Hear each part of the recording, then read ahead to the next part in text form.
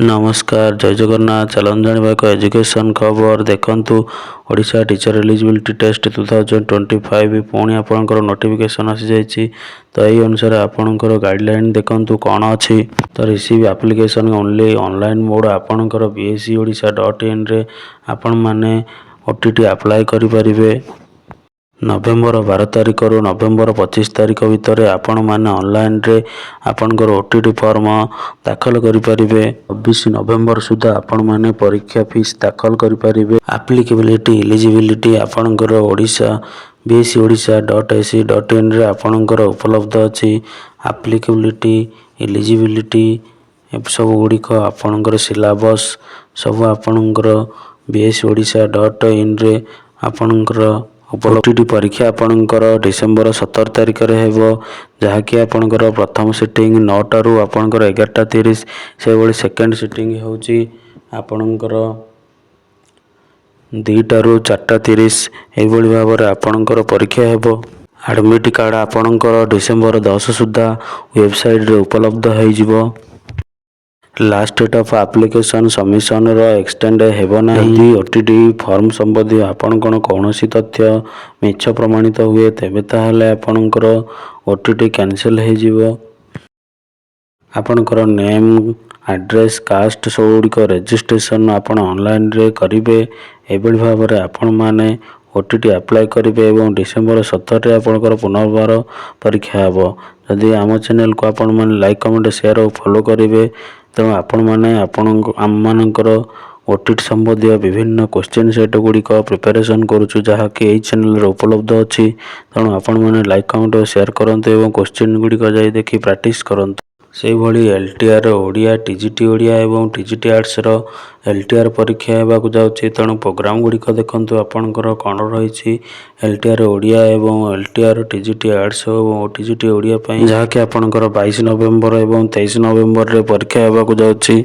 150 mark को आपनकर 2 घंटा रोची।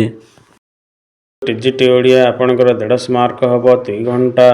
से भली आपनकर सेकेंड सेशन रे टाइम होची 2 टारू 4टा। से भली आपनकर टीजीटी आर्ट्स रे 150 क्वेश्चन 23 तारिख रे हेबो 23/11/2025 रे। तेणु आपनकर 2 घंटा हबो। सेशन होची 10 टारू 12टा नून भीतर हेबो। तेणु आपण माने एही कैलेंडर ओडिका देखंतु एवं आपनकर एलटीआर ओडिया टीजीटी ओडिया एवं टीजीटी आर्ट्स पई आपण माने प्रिपरेशन करन। प्रति रॉन्ग आंसर पई 0.25 मार्क आपनकर कटिबो। तेणु कर 0.25 होची आपनकर रॉन्ग आंसर रो।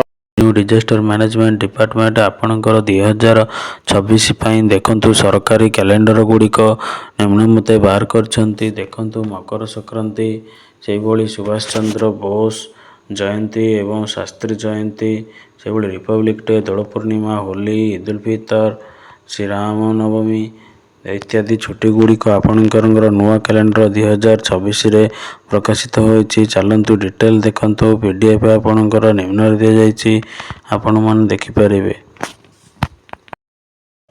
से भली उत्कल दिवस 1 एप्रिल 26 से भली गुड फ्राइडे आपणकर 3/4/2026 डॉक्टर आंबेडकर जयंती 14/4/2026 से भली बुध पूर्णिमा 1/5/26 आपणकर सावित्री अमावास्या 16/5/26 ईद उल जुहा आपणकर 27/5/26 रज संक्रांति 15/6 मुहर्रम 26/6 रथयात्रा 16/7 तापर आपणकर इंडिपेंडेंस डे 15/8 से भली बर्थडे ऑफ प्रोफेट मोहम्मद तापर झुलन पूर्णिमा आपणकर 27/6 जन्माष्टमी 4 आपणकर सेप्टेम्बर से भली देखंतु मुहर्रम 26/6/26 रथयात्रा 16/7/26 इंडिपेंडेंस डे 15 अगस्त बर्थडे प्रोफेट मोहम्मद 26/8/26 झुलन पूर्णिमा 27/8